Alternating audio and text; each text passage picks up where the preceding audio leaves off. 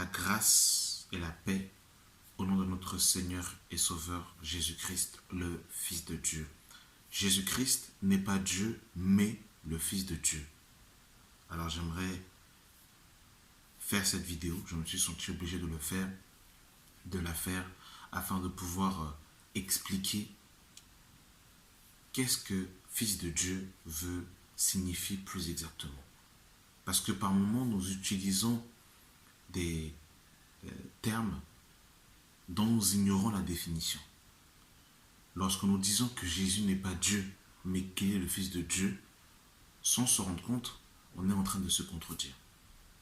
Et c'est pour ça que j'aimerais, au travers de cette vidéo, pouvoir expliquer la définition exacte du terme Fils de Dieu. Vous devez comprendre une chose, bien-aimés dans le Seigneur, c'est que lorsque vous lisez les Écritures, vous devez toujours vous remettre dans le contexte dans lequel le texte a été écrit, afin de pouvoir mieux vous approprier l'Écriture, afin de pouvoir mieux avoir une vue plus panoramique du texte que vous êtes en train de lire. Et lorsque nous lisons les Écritures, plus exactement les Évangiles, eh bien, il faut voir quel était, eh bien, justement, le public qui était en face de Jésus-Christ. Jésus-Christ est venu en Israël et l'auditoire qu'il avait en face de lui était principalement juif. Bien évidemment, il y avait aussi des Cananéens, il y avait aussi d'autres personnes qui n'étaient pas d'Israël directement, qui n'étaient pas juifs, dont Jésus-Christ parlait, bien évidemment, mais il est venu principalement, premièrement, je dirais, pour sauver les brebis perdues de la maison d'Israël. Lorsque Jésus parlait aux pharisiens, aux publicains, aux scribes, à la foule, eh bien son auditoire était juif. Et lorsque Jésus-Christ disait qu'il était le Fils de Dieu, les Juifs avaient une compréhension de la signification et du terme Fils de Dieu, contrairement à nous aujourd'hui, qui sortons des nations païennes et qui avons, eh bien, une autre définition du terme Fils de Dieu. Et pour avoir la définition exacte du terme Fils de Dieu, il faut que nous puissions avoir la définition de l'Écriture, de ce que la Bible nous présente. Lorsqu'on nous parle de Fils de Dieu, il faut bien qu'on comprenne qu'il n'est pas question ici d'un fils qui est venu au monde par l'intervention, eh bien, de l'union entre un homme et une femme. Ce n'est pas dans ce sens-là que nous devons comprendre le terme Fils de Dieu. Sans trop faire de longs discours, nous allons tout de suite prendre l'Écriture, entrer dans le vif du sujet, afin de pouvoir expliquer avec les Écritures à l'appui, parce que nous voulons rester bibliques, nous ne voulons pas que notre foi soit basée sur la philosophie, sur la théorie, sur les hypothèses, mais nous voulons réellement que notre foi soit basée sur les Saintes Écritures. Alors, l'expression Fils de Dieu. Vous devez comprendre, même dans le Seigneur, que la vie de Jésus, c'est-à-dire, je dirais plutôt, la confrontation avec les pharisiens, était une confrontation pour quelle raison? Parce que les pharisiens comprenaient très bien le langage et la position que Jésus-Christ occupait et l'origine qu'il avait. Et les Juifs n'acceptaient pas que Jésus pouvait se rendre égal à Dieu tout en étant un homme, tout en étant mortel, tout en étant visible, tout en étant fait de chair et de sang. Les Juifs ne pouvaient pas accepter cela parce qu'ils avaient très bien compris le langage de Jésus-Christ lorsque Jésus disait qu'il était le Fils de Dieu. Nous allons sans plus tarder rentrer dans le vif du sujet. Nous sommes dans le livre de Matthieu, de Jean. Jean chapitre 5, le verset 17. Mais Jésus leur répondit, mon Père agit jusqu'à présent, moi aussi j'agis. À cause de cela, les Juifs cherchèrent encore plus à le faire mourir, non seulement parce qu'il violait le sabbat, mais parce qu'il appelait Dieu son propre Père, se faisant lui-même égal à Dieu. Se faisant lui-même égal à Dieu. Et lorsque Jésus se faisait fils de Dieu, les Juifs comprenaient très bien le langage. Et ils savaient que, en se faisant passer comme étant le Fils de Dieu, automatiquement, Jésus se rendait égal à Dieu. Et ça, les Juifs l'avaient parfaitement compris. Nous sommes dans le livre de Jean, chapitre 10, le verset 27. Mes brebis entendent ma voix, je les connais et elles me suivent. Je leur donne la vie éternelle, elles ne périront jamais. Et personne ne les ravira de la main de mon Père qui me les a donnés. Et personne ne les ravira de ma main. Mon Père qui me les a donnés est plus grand que tous, et personne ne peut les ravir de la main de mon Père. Moi et le Père, nous sommes un. Alors les Juifs prirent de nouveau des pierres pour le lapider. Jésus leur dit, je vous ai fait voir plusieurs bonnes œuvres venant de mon Père, pour lesquelles me lapidez-vous? Les Juifs lui dirent, ce n'est point pour une bonne œuvre que nous te lapidons, mais pour un blasphème, parce que toi, qui es un homme, tu te fais Dieu. Parce que toi, qui es un homme, tu te fais Dieu. Les Juifs avaient parfaitement compris le langage. Ils savaient parfaitement que lorsque Jésus disait « Moi et le Père, nous sommes un », c'est que Jésus était en train de se rendre égal à Dieu. Et ça, les Juifs l'avaient parfaitement compris, que Jésus était en train ici de s'attribuer les droits à la divinité. Ils avaient parfaitement compris que nous, aujourd'hui, nous ne comprenons pas. Jésus n'est pas Dieu, mais il est le Fils de Dieu. Mais en fait, les Juifs savaient que quand Jésus disait qu'il était le Fils de Dieu, ça faisait de lui en fait qu'il était un avec le Père, et ça faisait de lui qu'il était égal à Dieu. Les Juifs l'avaient parfaitement compris. Voilà pourquoi ils étaient scandalisés lorsque Jésus-Christ faisait des œuvres durant son ministère terrestre. Il avait très bien compris. Nous sommes dans le livre de Marc. Marc chapitre 2. Marc 2, le verset 3. Des gens vinrent à lui, amenant un paralytique porté par 4 hommes. Comme ils ne pouvaient la porter, à cause de la foule, ils découvrirent le toit de la maison où il était. Et ils descendirent de cette ouverture le lit sur lequel le paralytique était couché. Jésus, voyant leur foi, dit au paralytique, « Mon enfant, tes péchés te sont pardonnés. » Il y avait là quelques scribes qui étaient assis et qui disaient aux deux d'entre eux, « Comment cet homme parle-t-il ainsi? Il blasphème. Qui peut pardonner les péchés si ce n'est Dieu seul? » Bien-aimés dans le Seigneur, dans l'Écriture, je vous invite à faire cette propre recherche. De Genèse à l'Apocalypse, aucun prophète n'a eu cette prétention de dire « tes péchés te sont pardonnés ». Parce que cette prérogative n'est attribuée exclusivement à Dieu. Les scribes étaient des écrivains. Ils connaissaient la loi, les prophètes et les psaumes.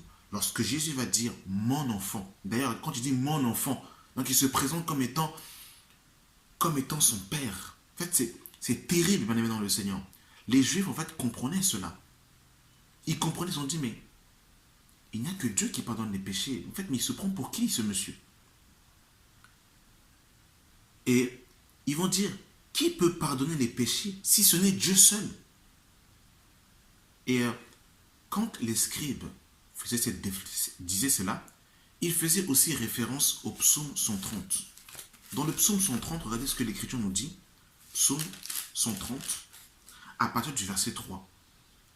Si tu gardais le souvenir des iniquités éternelles, Seigneur, qui pourrait subsister, mais le pardon se trouve auprès de toi afin qu'on te craigne. Si tu gardais le souvenir des iniquités éternelles, et pour votre information, le éternel, dans les certaines traductions, donc, Yahweh a été traduit par l'Éternel. Mais quand vous voyez l'Éternel, eh bien, il faut bien comprendre qu'il est question de Yahweh, du tétragramme, de je suis, de YHWH, de Yahweh, le Dieu d'Israël. Vous devez comprendre cela quand on parle de l'Éternel. Eh bien, en fait, en vérité, il est question de Yahweh. Pouvez-vous bien aimer dans le Seigneur? Donc ici, David nous dit que le pardon se trouve auprès de Yahweh. Jésus vient et il dit, mon enfant, tes péchés te sont pardonnés. Les scribes étaient scandalisés, bien aimés dans le Seigneur. Est-ce que vous comprenez? Et c'est important de comprendre cela en tant que chrétien. C'est important de creuser et de rentrer dans la profondeur des textes. Nous sommes dans le livre de Jean chapitre 1. Jean chapitre 1. À partir du verset 45. Philippe rencontra Nathanaël et lui dit, nous avons trouvé celui de qui Moïse a écrit dans la loi et dont les prophètes ont parlé, Jésus-Christ, fils de Joseph.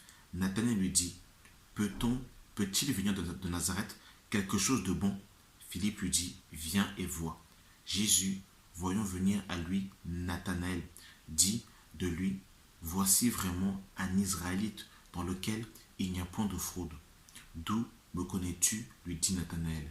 Jésus lui répondit, avant que Philippe t'appelât, quand tu étais sous le figuier, je t'avais vu. Nathanaël répondit et lui dit, Rabbi, tu es le Fils de Dieu, tu es le roi d'Israël. On va s'arrêter là. Parce que vous savez, des fois quand on lit la Bible rapidement comme ça, sans dans la profondeur, il faut que le Saint-Esprit te rentre dans la profondeur de la parole, afin que tu puisses creuser. La parole que Nathanaël va dire ici est une parole terrible, bien aimé dans le Seigneur. C'est une parole terriblement terrible. On va s'arrêter et on va rentrer dans la profondeur. Verset 49. Nathanaël répondit et lui dit, Rabbi, tu es le Fils de Dieu, tu es le roi d'Israël. Est-ce que vous comprenez? Est-ce que vous... On va rentrer directement, parce que là, ce que Nathanaël vient de dire, c'est terrible. Le premier roi, je dirais, le roi d'Israël, n'est autre que Yahweh lui-même. Nous sommes au livre de Ésaïe. Oh non, j'aime la parole. J'aime la parole. Nous sommes dans le livre de Ésaïe, chapitre 43, à partir du verset 15. Je suis Yahweh, votre saint, le créateur d'Israël, votre roi. Je suis Yahweh, votre saint, le créateur d'Israël, votre roi. Donc Yahweh se présente comme étant le roi d'Israël. Dans Ésaïe chapitre 44, à partir du verset 6, il est écrit, ainsi parle Yahweh, roi d'Israël et son rédempteur. Ainsi parle Yahweh, roi d'Israël et son rédempteur. Donc ici, Yahweh se présente comme étant le roi d'Israël. Et pour confirmer ce que nous sommes en train de dire, nous allons prendre 1 Samuel.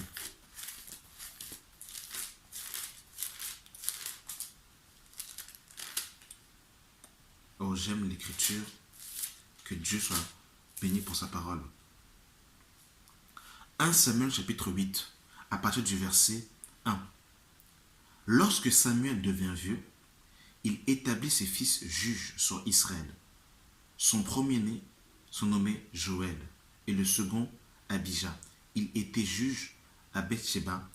Les fils de Samuel ne marchèrent point sur ses traces et ils se livrèrent à la cupidité, recevaient des présents et violaient la justice.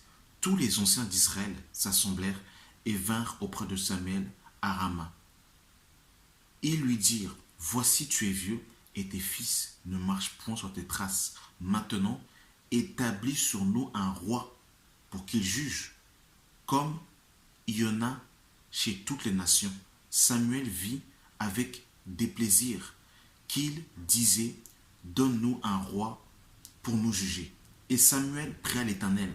L'Éternel dit à Samuel, écoute la voix du peuple dans tout ce qu'il te dira, car ce n'est pas toi qu'il rejette, c'est moi qu'il rejette, afin que je ne règne plus sur eux. Donc ici, par la suite, on voit que le premier roi en Israël qui va être établi était Saül. Saül est le premier roi qui va être établi en Israël. Mais avant que Saül soit établi roi en Israël, le roi des rois, le roi d'Israël, n'est rien d'autre que Yahweh lui-même. Est-ce que vous comprenez, bien aimé dans le Seigneur? Donc ici, quand Nathanaël dit, tu es le fils de Dieu, le roi des Juifs, Nathanaël était juif. Il savait très bien ce qu'il était en train de dire. En fait, il n'y a d'autre que roi en Israël que Yahweh lui-même. Yahweh est le roi d'Israël. Est-ce que vous comprenez, bien aimé dans le Seigneur? Retournons dans Jean chapitre 1. Oh non, j'aime la parole. J'aime. Oh, Yahweh. C'est bon, l'écriture. Non, j'aime. J'aime ça. Oh, j'aime. J'aime l'écriture. Jean 1, 49. Nathanaël répondit et lui dit, Rabbi, tu es le Fils de Dieu, tu es le roi d'Israël. Tu es le roi d'Israël. Mais nous avons lu précédemment que Yahweh lui-même s'est présenté comme étant le roi d'Israël. Vous vous rendez compte, bien aimé dans le Seigneur? Nous sommes dans le livre de Jean chapitre 19, à partir du verset 19. Pilate fit une inscription qu'il plaça sur la croix et qui était ainsi conçu, Jésus de Nazareth, roi des Juifs. Beaucoup de Juifs lurent cette inscription parce que le lieu où Jésus fut crucifié était près de la ville. Il était en hébreu, en grec et en latin. Les principaux sacrificateurs des Juifs dirent à Pilate, n'écris pas roi des Juifs, mais écris qu'il a dit, je suis le roi des Juifs. Pilate répondit, ce que j'ai écrit, je l'ai écrit. Et pourquoi est-ce que les Juifs vont être scandalisés quand il va être écrit roi des Juifs? Parce qu'ils savaient que selon en fait la loi, eh bien, le roi des Juifs, eh bien, n'est d'autre que Yahweh lui-même. Ils savaient. C'est pour ça qu'ils n'aimaient pas cette inscription. Vous voyez, bien aimé dans le Seigneur? Voilà, c'est important de comprendre cela. Et surtout, ce que vous devez savoir, c'est que Jésus a été crucifié pour un blasphème. Nous sommes dans le livre de Matthieu. Matthieu, chapitre 26, le verset 59. Les principaux sacrificateurs et tout le Sanhédrin cherchèrent quelques faux témoignages contre Jésus suffisants pour le faire mourir. Mais ils ne trouvèrent point plusieurs faux témoins se furent présentés, afin qu'il en vînt d'eux qui dirent, celui-ci a dit, je puis détruire le temple de Dieu et le rebâtir en 3 jours. Le souverain sacrificateur se leva et lui dit, ne réponds-tu rien? Qu'est-ce que ces hommes déposent contre toi? Jésus garda le silence. Et le souverain sacrificateur prenant la parole lui dit, je t'adjure par le Dieu vivant de nous dire si tu es le Christ, le Fils de Dieu. Jésus lui répondit, tu l'as dit. De plus, je vous le déclare, vous verrez désormais le Fils de Dieu assis à la droite de la puissance de Dieu et venant sur les nuées du ciel. Alors, le souverain sacrificateur déchira ses vêtements et disant, il a blasphémé. Qu'avons-nous encore besoin d'entendre? Voici, vous venez d'entendre son blasphème. Que vous semble? Il répondit, il mérite la mort. Donc, bien-aimé dans le Seigneur, Jésus-Christ a été crucifié pour un blasphème. Et ce blasphème, c'est que Jésus a dit qu'il était le Fils de Dieu. Si le Fils de Dieu était une appellation anodine, jamais les Juifs n'auraient voulu crucifier Jésus-Christ. Mais parce qu'ils connaissaient et comprenaient la signification et l'importance. Fils de Dieu veut dire roi d'Israël. Fils de Dieu veut dire un avec le Père. Fils de Dieu veut dire égal à Dieu. Fils de Dieu veut dire que Jésus-Christ aussi eh bien, a la capacité de pouvoir pardonner les péchés. Cet attribut qui est exclusif à Dieu lui-même. Voyez-vous, bien aimé dans le Seigneur, c'est terrible.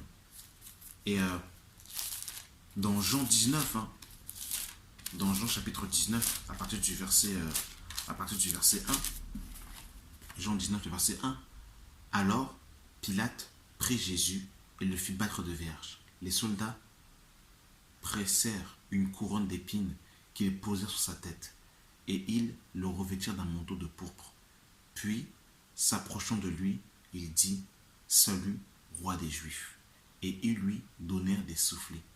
Pilate sortit de nouveau et dit aux Juifs, « Voici, je vous l'amène dehors, afin que vous sachiez que je ne trouve en lui aucun crime. » Jésus sortit donc, portant une couronne d'épines et le manteau de pourpre, et Pilate leur dit, « Voici l'homme. » Lorsque les principaux sacrificateurs et les huissiers le virent, ils s'écrièrent, « Crucifie, crucifie. » Pilate leur dit, « Prenez-le vous-même et crucifiez-le, car moi, je ne trouve point de crime en lui. » Les Juifs lui répondirent, « Nous avons une loi, et selon notre loi, il doit mourir parce qu'il s'est fait fils de Dieu. » Parce qu'il s'est fait fils de Dieu. Est-ce que vous comprenez, madame, dans le Seigneur? C'était un blasphème pour le Juif que Jésus, eh bien, soit fils de Dieu. Parce qu'il comprenait très bien la signification. Donc, forcément, dans l'appellation fils de Dieu, eh bien, Jésus s'attribuait les droits à la divinité. Il comprenait cela très bien. C'est pour ça que les Juifs, eh bien, l'ont crucifié. Jésus a été crucifié pour un blasphème, parce qu'il a dit qu'il est le Fils de Dieu et qu'il allait revenir sur la droite de la puissance de Dieu. Voilà pour quelle raison Jésus-Christ a été crucifié. Et il faut que nous comprenions, bien aimés dans le Seigneur, eh bien, cette profondeur de l'Écriture. Voilà, j'ai voulu partager cette vidéo avec vous afin de pouvoir rappeler encore la divinité de notre Seigneur et Sauveur Jésus-Christ. Que la grâce et la paix soient avec vous. Amen.